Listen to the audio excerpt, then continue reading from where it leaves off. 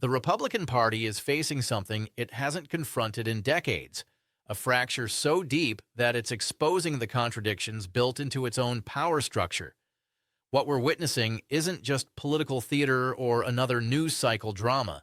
This is about the fundamental inability of a party to reconcile the promises it made to its base with the economic realities that actually govern this country.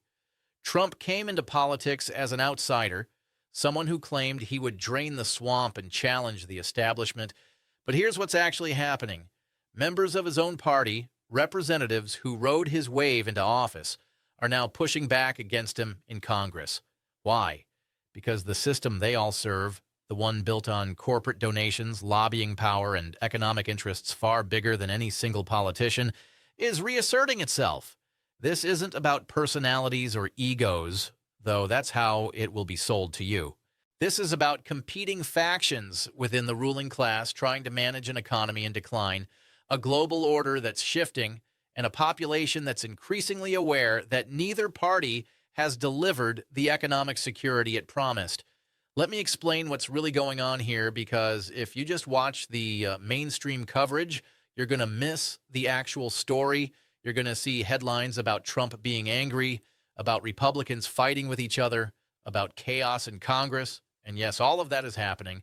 But that's the surface. That's the spectacle they want you to focus on, because if you're watching the personalities clash, you're not asking the deeper questions about why this is happening and what it means for the economic system that governs all of our lives. The Republican Party is not a monolithic entity. It never has been, despite what they project to the public. It's a coalition of different factions, different economic interests, different power centers that have managed to work together because they shared common enemies and common goals. They united against labor unions, against social spending, against regulations on business, against anything that might redistribute wealth downward.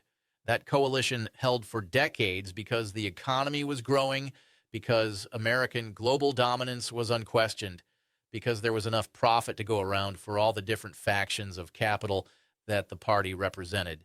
But we're not in that world anymore. The global economy is transforming in ways that are fundamentally challenging American economic supremacy. China has become an economic superpower. Europe, despite its problems, represents a massive economic bloc that doesn't always align with American interests. Developing nations are forming alliances and trade relationships that bypass the dollar, that bypass American financial institutions, that challenge the very architecture of global capitalism that was built after World War II. And here's the thing that nobody in mainstream politics wants to say out loud. America's working class has been hollowed out by the very policies that both parties supported for 40 years.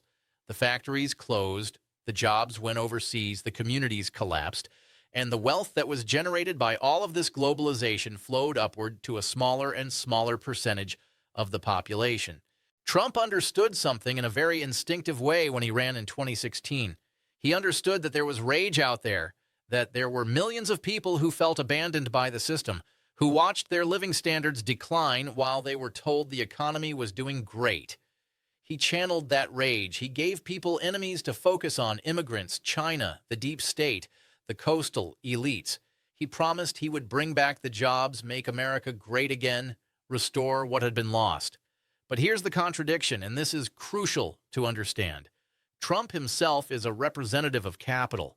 He's a billionaire who made his money in real estate and branding. His tax cuts overwhelmingly benefited the wealthy.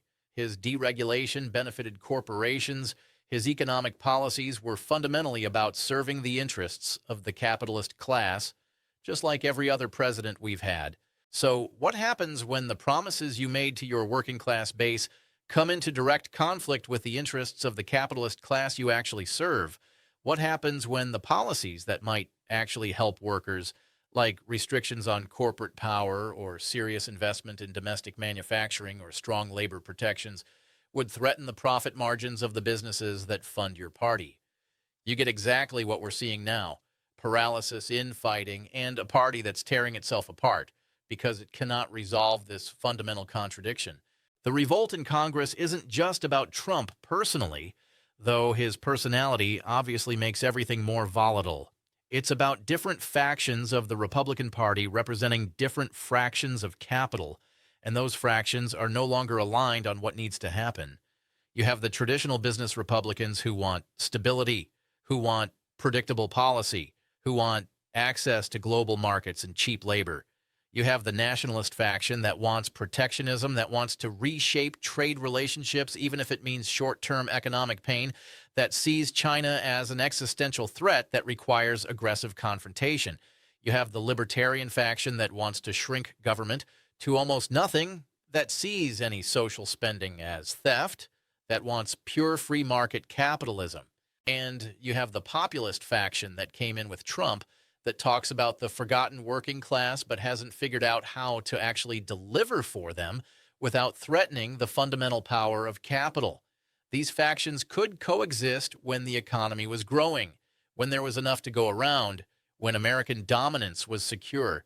But now we're in a period of relative decline, of tighter profit margins, of genuine competition from other powers, of a working class that's increasingly desperate and angry. And in that environment, these different factions start fighting over who gets what, over which version of capitalism we're going to have, over how to manage the decline without losing power entirely. What you're seeing in Congress is this fight playing out in real time. Trump wants loyalty. He wants people who will support his version of nationalist capitalism, his trade wars, his confrontational approach to managing American decline. But many Republicans in Congress answer to different masters. They answer to donors who want access to Chinese markets. They answer to corporations that depend on immigrant labor. They answer to financial institutions that profit from the current global system. They answer to defense contractors who want a different kind of military policy than Trump might prefer. And when those interests come into conflict with what Trump wants, you get revolt. You get members of Congress pushing back, forming alliances against him, using their power to block his agenda. The media will tell you this is about principles, about standing up to authoritarianism, about defending democracy. And maybe for some individuals, that's genuinely part of it.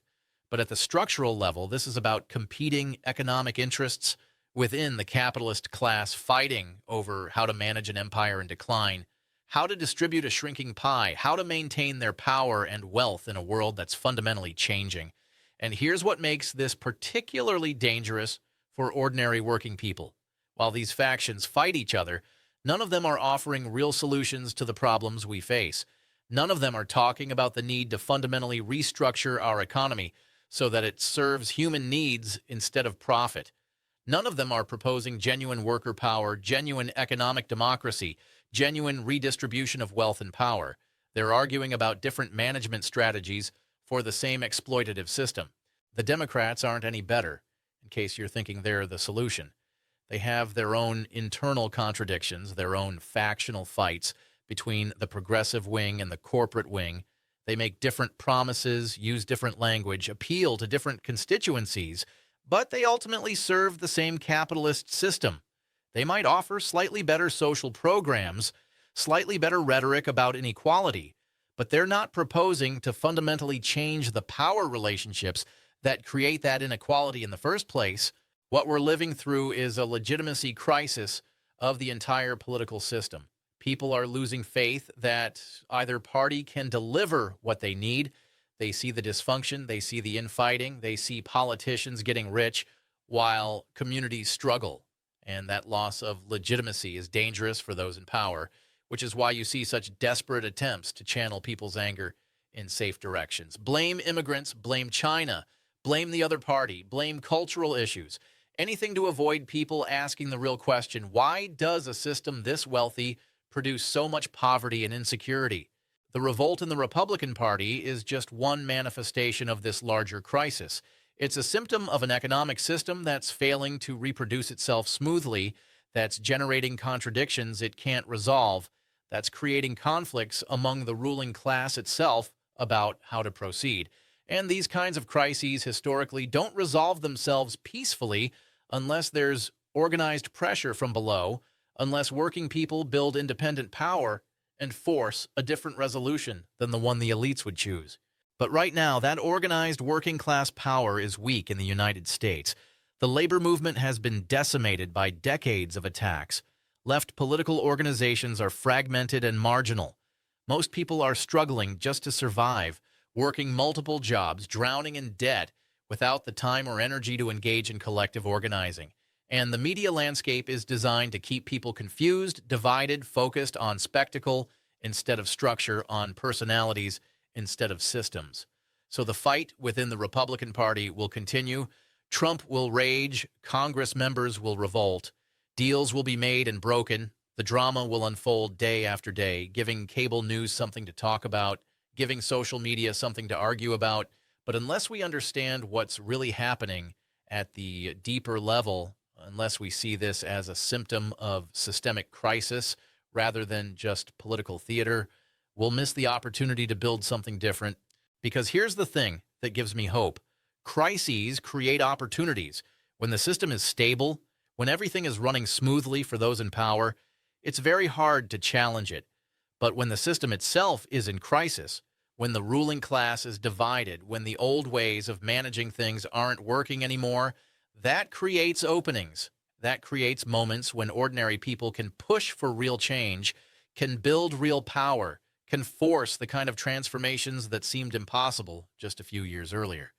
The question is whether we'll seize those opportunities or whether we'll let them pass while we watch the spectacle, while we choose sides in fights between different factions of the ruling class, while we hope that somehow the next election or the next politician will fix things. Because they won't. The system is working exactly as it's designed to work, generating wealth for a few and insecurity for the many, and no amount of shuffling personalities or parties will change that unless we change the system itself.